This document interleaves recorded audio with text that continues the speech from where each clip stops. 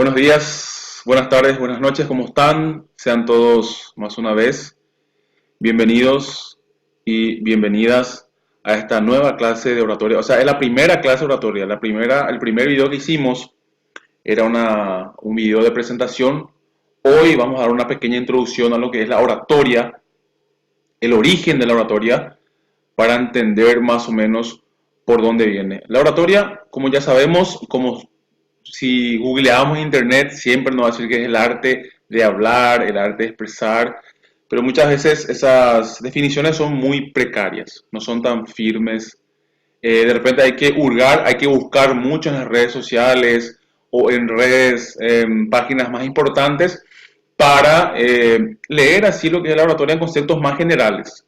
Y yo encontré una forma donde podemos interpretar mejor lo que es la oratoria, estudiando la oratoria desde sus orígenes. El ser humano, en estos millones de años que está sobre la faz de la Tierra, fue desarrollando con el tiempo el lenguaje. En primer término era la defensa, era tratar de sobrevivir, tratar de buscar alimento. Después, cuando comenzó el periodo neolítico, hace aproximadamente 10.000 años, en varias culturas, el hombre comenzó a cultivar. Cuando comenzó a cultivar, a domesticar animales, empezó a tener más tiempo. Empezó la propiedad privada, el hombre empezó a tener ocio, empezó a investigar, empezó a preguntarse cosas y fueron surgiendo las disciplinas.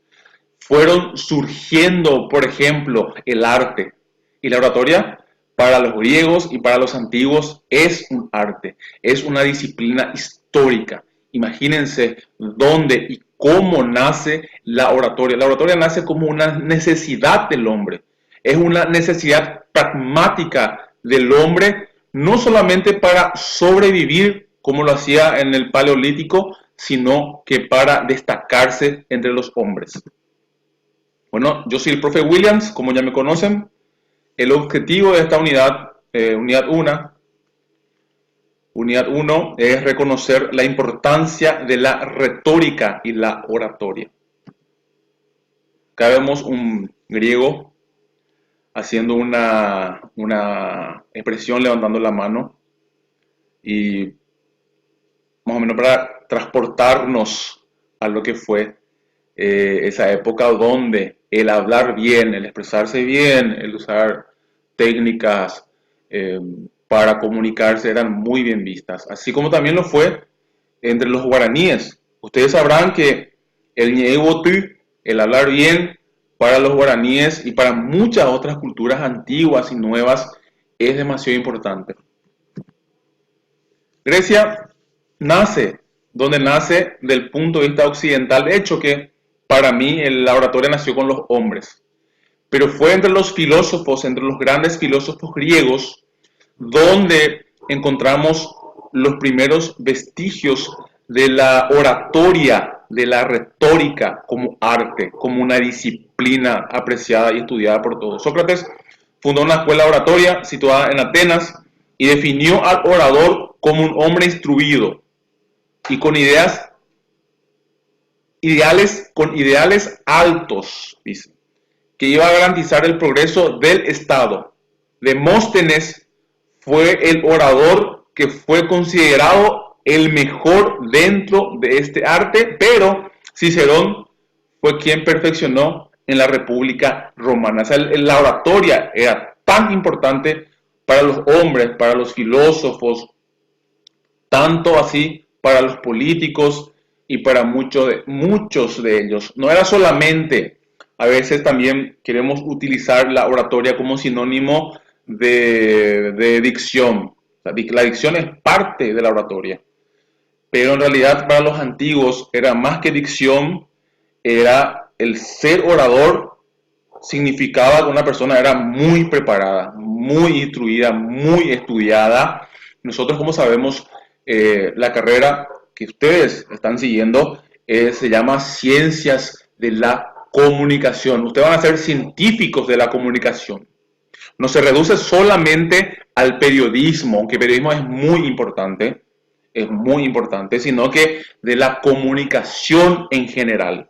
Ustedes sabrán y van a ver muchos países o instituciones, tanto así políticas, educativas, religiosas, entre otras, siempre, en la mayoría de las veces, si estudiamos del punto de vista analítico, nos daremos cuenta de que la mayoría de las veces el problema es el problema de comunicación. Entonces, la comunicación, tanto así, pasa por la forma de hablar, por las instrucciones, por las preparaciones, por el sentimiento, por la pasión, por muchas otras herramientas más que uno va adquiriendo a lo largo de su vida. Y no solamente en la vida, sino que también en la preparación. Y de ahí viene la gran pregunta. ¿El artista, que es el orador, nace o se hace? Y si hacemos una pequeña investigación, y muchos de ustedes sabrán, nosotros tenemos grandes oradores, eh, tanto políticos, religiosos, como docentes, maestros o vecinos inclusive, o familiares que tienen una capacidad impresionante de hablar, o comunicadores que uno le escucha y uno no entiende, no sabe cómo tiene tanta capacidad, inclusive gente que no pasó por la academia, que tiene una capacidad tremenda de hablar. Entonces ahí viene la gran discusión si es que uno nace o se hace, ¿sí? Muchos dicen que las dos cosas, uno debe tanto hacerse o nacer también. Bueno, es una discusión eterna. Yo creo que es muy importante el hacer, el hacerse, el trabajar por ello. Porque justamente yo siempre escucho, y cuando nos referimos también a atletas o a los estudiantes, que de, la mayor parte de los logros, especialmente nosotros los paraguayos que tenemos, es por el esfuerzo, por el sudor. 99% sudor y 1% es la inteligencia o la creatividad que uno nace. Entonces, yo creo que con mucho trabajo se puede lograr ser un gran orador. Ustedes lograrán, seguramente ya lo son la mayoría, grandes oradores, pero hay que entender que dentro de las ciencias esto no se acaba. Uno aprende cada día, mejora, crece. El crecimiento, por más que el cuerpo vaya en picada a veces con la edad, el crecimiento intelectual es eterno. Uno crece intelectualmente, inclusive toda la vida. Las disciplinas de la antigüedad clásica griega fueron llamadas artes liberales, o sea, los hombres libres. Esto es algo muy simpático. Eh, Muchos de los grandes filósofos fueron esclavos y después fueron liberados y se dedicaron a la filosofía. Y tanto la filosofía como la retórica eran disciplinas muy importantes para un ser humano, para la formación intelectual de un ser humano en la antigüedad. La oratoria no es una disciplina como tal, pero es considerada más bien un arte. Se dice que la oratoria es el arte de hablar ante un auditorio con el fin de convencerlo a la vez que se lo agrada. O sea, uno tiene que, en otras palabras, caerle simpático a la gente, caerle bien. Algo que es muy difícil realmente caerle simpático, pero es una de las definiciones, una de las concepciones de la antigüedad que a mí me encantan, ¿verdad? Que es un poquito más amplia de algunas definiciones que encontramos nosotros googleando, entre otras. El artífice de este arte se lo llama orador y para llevarlo a cabo debe dominar la disciplina de la retórica. ¿Qué es la retórica? Uno, para ser un buen orador debe dominar, sí, esta disciplina que surgió en la Grecia entre grandes filósofos 5 siglos antes de Cristo. Surgió como tal, como disciplina, porque de repente, como dije al inicio, uno ya nace, el ser humano, con su lenguaje, con su necesidad de comunicación, como dicen los filósofos, siendo un animal político, sociable, nace con esa capacidad de comunicación. Y una capacidad que nosotros como estudiantes, como académicos, debemos cultivar, debemos fomentar, debemos ir puliendo en nosotros, todos los académicos. Y claro, en especial personas como ustedes, que son científicos de la comunicación. No se debe confundir, dice, la retórica con la oratoria.